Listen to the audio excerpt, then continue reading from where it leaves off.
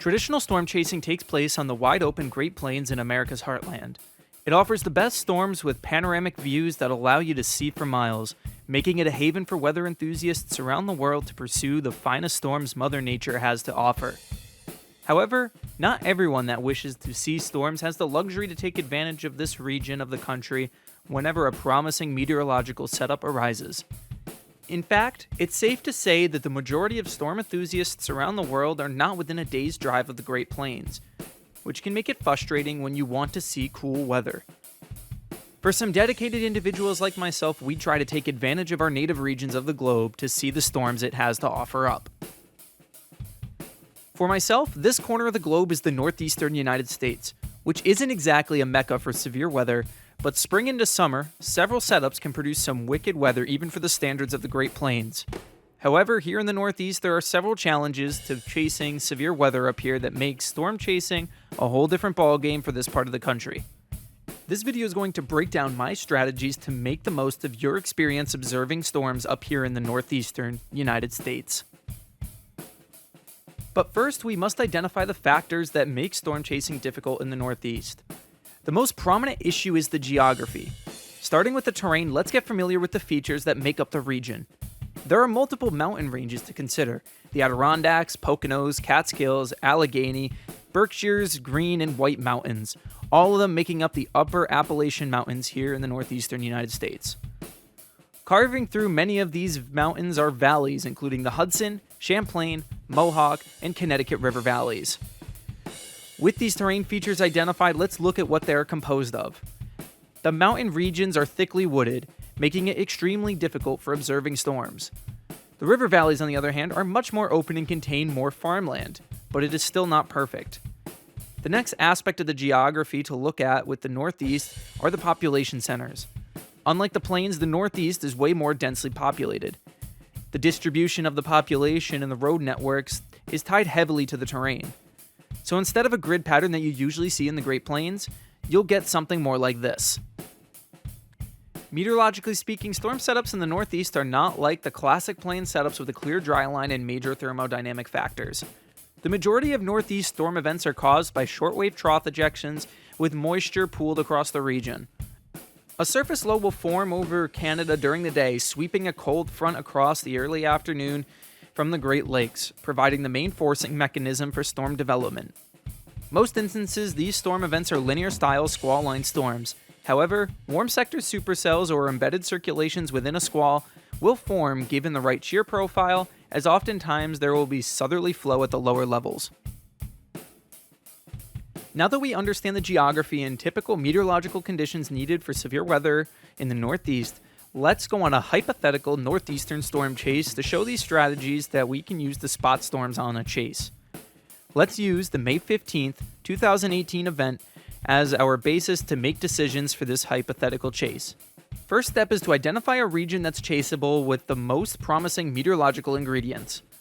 It is 13Z or 9 a.m. Eastern Daylight Time currently, and there's some morning convection rolling across New York State. But it is clearing out, leaving behind plenty of moisture and clear skies for the day's sun to bake the surface. Surface observations show that dew points are already reaching the upper 50s, even reaching into 60 in these morning hours. A surface low is located near the New York-Canadian border, and a second one is present over southern Ontario. This second surface low will be the one that brings the surging cold front later this afternoon. At 500 millibars, strong westerly flow surges. The wrap is indicating strong surface-based cape in the Hudson Valley and into southern New England. Also present in this region is significant effective storm relative helicity, which is expected across the Catskills, Hudson Valley, and into Connecticut. Low-level lapse rates are expected to peak at 7.5 Celsius per kilometer, nosing into the same region. It is clear that at the target area will be somewhere around the Catskills, Hudson Valley, or western Connecticut. As Northeast chasers, identifying the best ingredients for storms is only the first step to picking a target area. We now must look at the terrain in this area and road network to see where the best region to play the storms is. Let's use satellite imagery in a program like Google Earth to see what we're working with for terrain. If you're already on the road, your mobile maps app of choice should already have a satellite setting that allows you to best view the terrain. Notice in the Catskills in western Connecticut, there's a prominent amount of dark green. That is because these areas are heavily wooded, with minimal openings to provide ample storm viewing. In the Hudson Valley, however, lighter shades of green indicate that there are open fields here. River valleys offer fertile land, making it the perfect place for agriculture in the region. For us storm chasers, it's these fields that are vital to viewing storms in an otherwise difficult terrain. So now that we know that the Hudson Valley is going to offer our best chance of viewing storms, what's the road network look like? I-87 and I-84 are the main interstates through the region. However, we'll need to be on the east side of the river as model guidance shows maturing supercells well east of the Hudson River. So this rules out I-87 as the primary north-south option. Poughkeepsie, New York offers both a northeast and southeast option, perfect for adjusting as the prefrontal storms mature and allow us options for when it's time to pursue our storm of choice. Poughkeepsie is also seated dead center in the Hudson Valley, and oftentimes these north-south running valleys can enhance storm strength thanks to valley channeling southerly inflow at the surface. Even though we've scouted the satellite imagery ahead of time, using it throughout the chase on an app like Google Maps can really help us find the best viewing areas. Street View in Google Maps is another powerful tool that ensures us that a field next to a road has an elevation profile and direction needed to see a storm. For example, if a storm is to your west, you ideally want a field that is facing west of your location.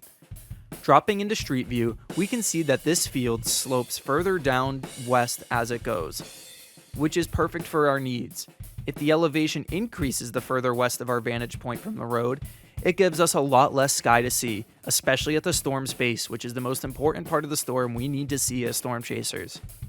This is why drone technology has become an incredibly powerful tool for chasers in regions like the Northeast and Dixie Alley.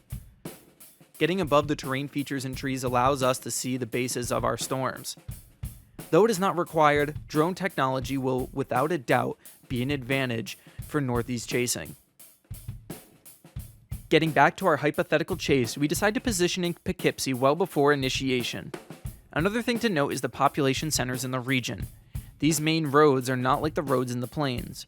There are often many towns or shopping areas along these roads, so lights and traffic in general may impede your ability to catch up with a storm. With that in mind, Northeast chasers must make an early decision when it comes to which storm they want to chase and be prepared to position way ahead of it to give time to commute to a reasonable viewing area. Unlike plains chasing, more times than not, you only have a single opportunity with the storm. Even with slower storm motions, the spaghetti road network and higher population density will work against you way more than the grid road networks and sparser populations seen in both the Midwest and the Great Plains.